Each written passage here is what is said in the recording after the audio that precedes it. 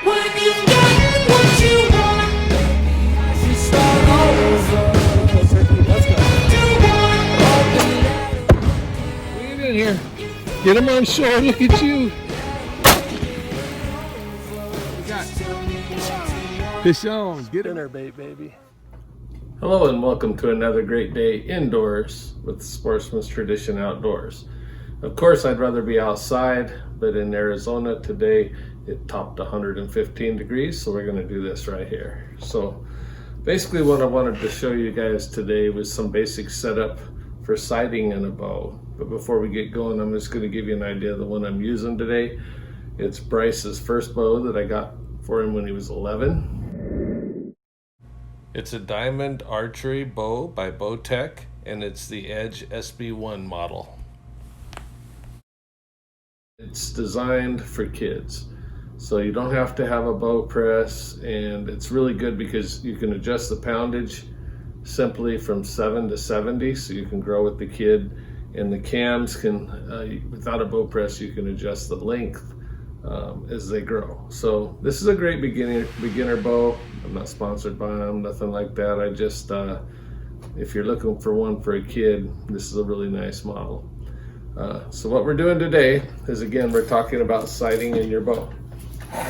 So basically, depends on how many pins you have, but Bryce has 5. I have like 7 or 8 on mine. I don't even remember. But regardless of how many you got, whether it's 3, 4, or 5, you want to kind of center them up in your ring. So the 20 is going to be the top one in here.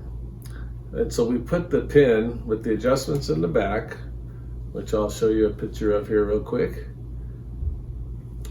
And then you set your pin up near the top of the circle where you think you're going to need to separate all your pins.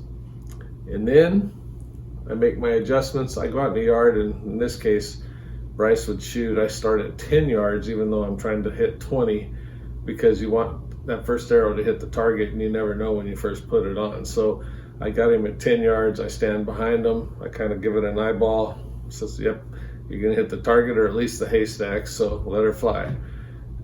Once we feel comfortable, we go back to 20, and we adjust the height and by moving the whole cage. We're not moving just the pin, because we want the pin to start where it starts. And so you shoot your first one at 20, and if you're high, you chase the arrow. This is what confuses a lot of people.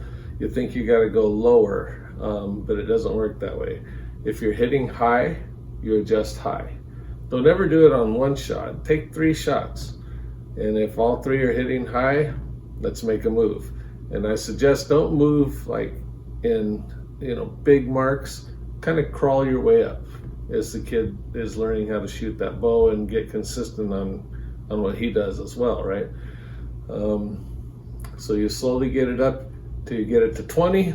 I'm not worried about left or right now. I go out unless I'm way off. But if I'm anywhere close, I'll just back him up to 30. Do the same thing with the second pin. But this time we're not moving the cage. We're adjusting the pin. And then 40 and so on. But about 30 is where I'll start worrying about left or right. So if you're hitting left, the same principle occurs. It's chase your arrow. So your first tendency in your brain's telling you, I got to move my whole mechanism to the right. But if you're hitting left, you move to the left. And again, make small movements, and then you kind of dial it in. And when you get it centered up there, try it at your different distances, and you should be pretty good.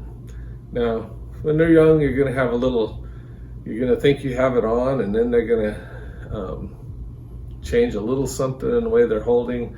That's a whole nother show we could talk about, of getting consistency out of their shot and anchor points and everything else that goes along with it. Because you'll think you have it, they'll change something and they'll be off again. So once you think you've got it on and you like what you're seeing, the way they're shooting it, I would suggest make them try to find what it was to get back to that dot, unless you see them doing something better, and then we adjust. But it's a trial and error. But again, if you're hitting high, you move the mechanism, or the pin higher. If you're at 20, we move the mechanism. Everything else, I move the pin. If you're low, you move it lower. Little marks. There's lots of little tick marks on this thing for left and right and up and down. And you just got a visual here. I kind of get a pattern when I'm doing mine of how far apart, and as further you get out there, they tend to get a little wider, the space between the pins. But again, I want to tell you one more time, because this is the part that gets everybody. Chase your arrow. If you're hitting high, raise it, the pin. If you're hitting left, move your mechanism to the left. Okay? And other than that, I hope you're enjoying a nice cool day as I am indoors today. Wishing I was outdoors, but until I talk to you again, don't forget to get those kids outdoors, and this is a great sport to get them into. Archery is a lot of fun for everybody in the family. Have a good one.